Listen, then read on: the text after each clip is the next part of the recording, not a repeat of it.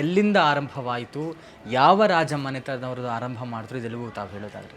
ಈಗ ಈ ದಸರಾ ಎಲ್ಲಿಂದ ಆರಂಭವಾಯಿತು ಅಂತ ನೋಡೋದಾದರೆ ನಾವು ಪೂರ್ಣವಾಗಿ ಅದರ ಮೂಲವನ್ನು ಹುಡುಕೊಂಡು ಹೋಗಬೇಕು.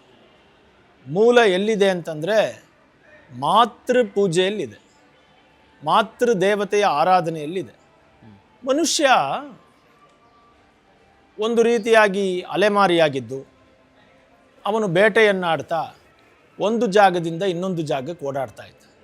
ಮೂಲ ಪ್ರೀ ಹಿಸ್ಟಾರಿಕ್ ಏಜ್ ಅಂತ ಕರಿತೀವಲ್ಲ, ಆ ಸಂದರ್ಭದಲ್ಲಿ ಎಲ್ಲ ಮಾನವರು ಆಹಾರಕ್ಕಾಗಿ ಬೇಟೆಯನ್ನಾಡ್ತಾ ಒಂದು ಜಾಗದಿಂದ ಇನ್ನೊಂದು ಜಾಗಕ್ಕೆ ಬೇಟೆ ಹುಡುಕೊಂಡು ಹೋಗ್ತಾಯಿದ್ರು.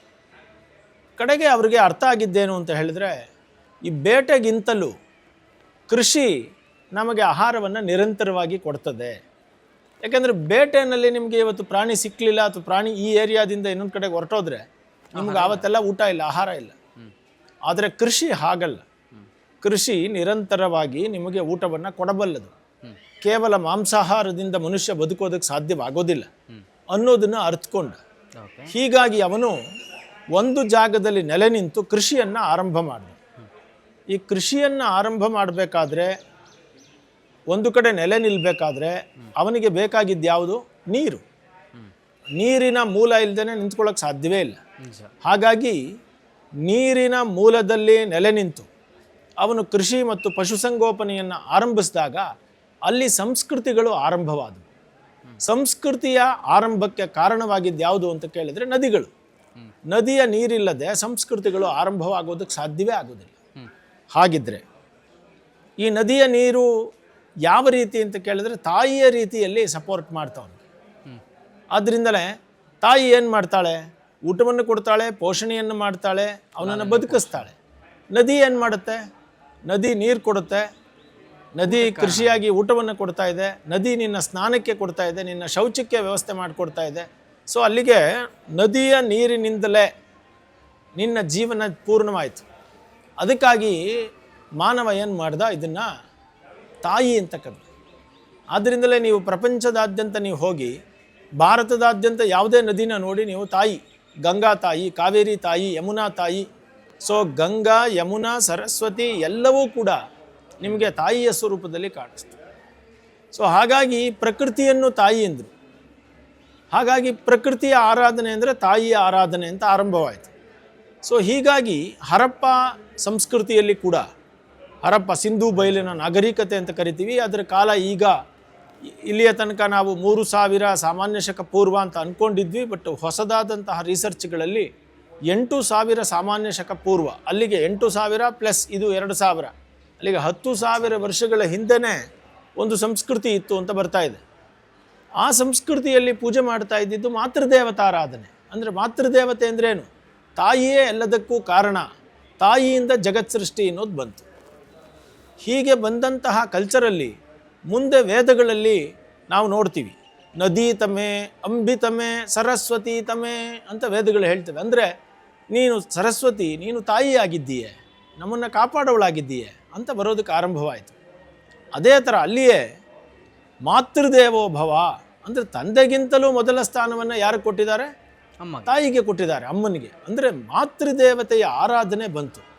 ಈ ಮಾತೃದೇವತೆ ಯಾವಾಗಲೂ ಒಳ್ಳೆಯದೇ ಮಾಡಬೇಕಾ? ಕರೆಕ್ಟು, ತಾಯಿ ಆದವಳು ಒಳ್ಳೆಯದನ್ನೇ ಮಾಡ್ತಾಳೆ. ಆದರೆ ಎಲ್ಲೋ ನೀನು ತಪ್ಪನ್ನು ಮಾಡಿದ್ರೆ ಶಿಕ್ಷಿಸಬೇಕಲ್ಲ. ಹಾಗಾಗಿ ತಾಯಿಯಲ್ಲಿ 3 ಭಾಗಗಳನ್ನಾಗಿ ಮಾಡಿ ಸೃಷ್ಟಿ ಸ್ಥಿತಿ ಸಂಹಾರವನ್ನು ನೋಡಿದ್ರು. ಅಲ್ಲಿನೇ ಆವಾಗ ಮಹಾಲಕ್ಷ್ಮಿ, ಮಹಾಸರಸ್ವತಿ, ಮಹಾಕಾಳಿಯ ಪರಿಕಲ್ಪನೆಗಳು ಬಂದವು. ಹೇಗೆ ಬ್ರಹ್ಮ ವಿಷ್ಣು ಮಹೇಶ್ವರರಿದ್ದಾರೋ ಹಾಗೆಯೇ 3 ಶಕ್ತಿಗಳು ಸೃಷ್ಟಿ ಸ್ಥಿತಿ ಸಂಹಾರ. ಅಂದರೆ ಸೃಷ್ಟಿ ಮಾಡೋವಳು ಅವಳೇ, ಕಾಪಾಡೋವಳು ಅವಳೇ, ನೀನು ತಪ್ಪನ್ನು ಮಾಡಿದ್ರೆ ಸಂಹಾರ ಮಾಡೋವಳು ಅವಳೇ ಅನ್ನೋದು ಬಂತು. ಅಲ್ಲಿಗೆ ವೇದಗಳಲ್ಲಿ ಮೊದಲ ಬಾರಿಗೆ ದುರ್ಗಾ ಸೂಕ್ತ ಅಂತ ಬಂತು. ದುರ್ಗಾನ್ ದೇವಿಗುಂ ಶರಣಮಹಂ ಪ್ರಪದ್ಯೆ ಸುತರಸಿ ತರಸೆ ನಮಃ ಅಂತ ಮಂತ್ರಗಳು ಆರಂಭವಾಯಿತು.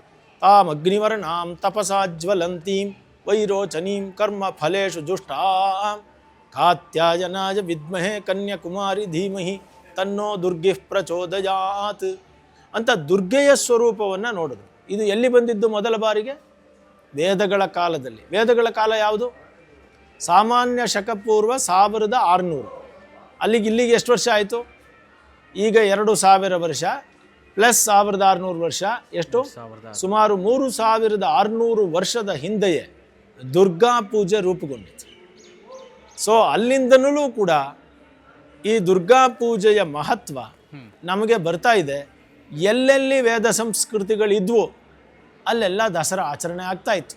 ತಾಯಿ ಆರಾಧನೆ ತಾಯಿ ಆರಾಧನೆ ಮಾತೃ ಸ್ವರೂಪದ ಆರಾಧನೆ ಆಗಿ ಬಂತು. ಎಲ್ಲೆಲ್ಲಿ ಬಂತು ಅಂತ ಕೇಳಿದ್ರೆ ಭಾಳ ಜನ ಅಂದ್ಕೊಂಡ್ಬಿಟ್ಟಿದ್ದಾರೆ ದುರ್ಗಾ ಪೂಜೆ ಕೇವಲ ಬೆಂಗಾಲಲ್ಲಿ ನಡೆಯುತ್ತೆ, ಮೈಸೂರಲ್ಲಿ ನಡೆಯುತ್ತೆ. ಇಲ್ಲ, ಹಿಂದೆ ಇಂಡೋನೇಷ್ಯಾದಲ್ಲಿ ನಡೀತಾ ಇತ್ತು.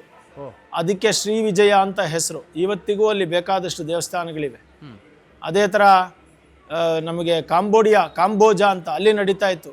ಆಫ್ಘಾನಿಸ್ತಾನ್ ಗಾಂಧಾರ, ಲವಕುಶನಗರ ಅಂತ ಲಾಹೋರ್, ಇವತ್ತು ನೀವು ಲಾಹೋರ್ ಅಂತಿರಲ್ಲ ಅದಕ್ಕೆ ಲವಕುಶನಗರ ಅಂತ ಹೆಸರು. ಪೇಶಾವರ್ ಅಂತಿದೆಯಲ್ಲ ಅದಕ್ಕೆ ಪುರುಷಪುರ ಅಂತ ಹೆಸರು. ಇವೆಲ್ಲ ನಮ್ಮದೇ ಜಾಗಗಳು. ಇಲ್ಲೆಲ್ಲ ನಡೀತಾ ಇತ್ತು ದುರ್ಗಾ ಪೂಜೆ. ಬ್ರಹ್ಮದೇಶ ಅಂತ ಹೆಸರು ಚೈನಾಗೆ, ಅಲ್ಲಿ ನಡೀತಾ ಇತ್ತು. ಶ್ರೀಲಂಕಾ ಸಿಂಹಳ ಅಲ್ಲಿ ನಡೀತಾ ಇತ್ತು. ಅಲ್ಲಿಗೆ ಕಾಂಬೋಡಿಯಾ, ವಿಯೆಟ್ನಾಂ ಆಯ್ತಲ್ಲ, ಜಪಾನ್, ಬ್ರಹ್ಮದೇಶ, ಎಲ್ಲ ಕಡೆ ಇಡೀ ಏಷ್ಯಾದಲ್ಲಿ ಈ ದುರ್ಗಾ ಪೂಜೆ ನಡೀತಾ ಇತ್ತು. ಸೊ ಅಲ್ಲಿಗೆ ದಸರಾ ಪೂಜೆಗಳು ನಡೀತಾ ಇದ್ದಿದ್ದು ಕೇವಲ ಭಾರತದ ಮೈಸೂರಿನಲ್ಲಿ ಮಾತ್ರವಲ್ಲ, ಇಡೀ ಪ್ರಪಂಚದಲ್ಲೇ ಒಂದು ಕಾಲಕ್ಕೆ ನಡೀತಾ ಇತ್ತು ಅನ್ನೋದೇ ನಮಗೆ ಎವಿಡೆನ್ಸ್ಗಳು ಹೇಳ್ತಾ ಇದೆ. ನಾನು ಹೇಳ್ತಾ ಇರೋದೇನೋ ಸುಮ್ಮನೆ ಸಂತೋಷಕ್ಕೆ ಹೇಳ್ತಾ ಇಲ್ಲ. ನೀವು ತುಂಬ ರಿಸರ್ಚ್ ಮಾಡಿದ್ರೆ ನಿಮ್ಗೆ ಅರ್ಥ ಆಗುತ್ತೆ, ಓದಿದ್ರೆ ಅರ್ಥ.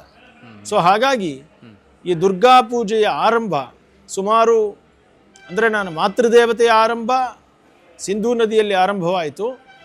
ಆದರೆ ನಿಜವಾದ ದುರ್ಗಾ ಹೆಸರಿನಲ್ಲಿಯೇ ಪೂಜೆ ಬಂದು ವೇದಗಳ ಕಾಲದಿಂದ ಸುಮಾರು 3600 ವರ್ಷಗಳಿಂದ ಬಂತು ಬೆಳ್ಕೊಂಡು.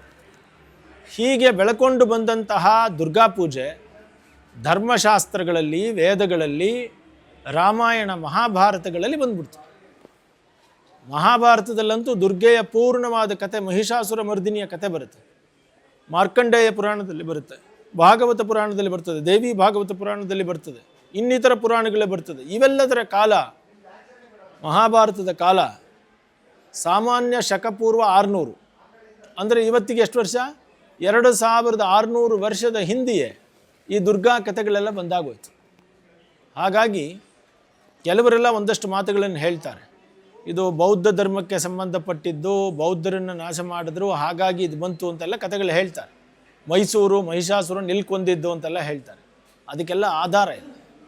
ಯಾಕೆಂದರೆ ಅದಕ್ಕಿಂತಲೂ ಹಳೆಯದು ಬುದ್ಧ ಧರ್ಮ ಬರೋದಕ್ಕೆ ಮುಂಚೆನೇ ದುರ್ಗೆಯ ಪೂಜೆ ಭಾರತದ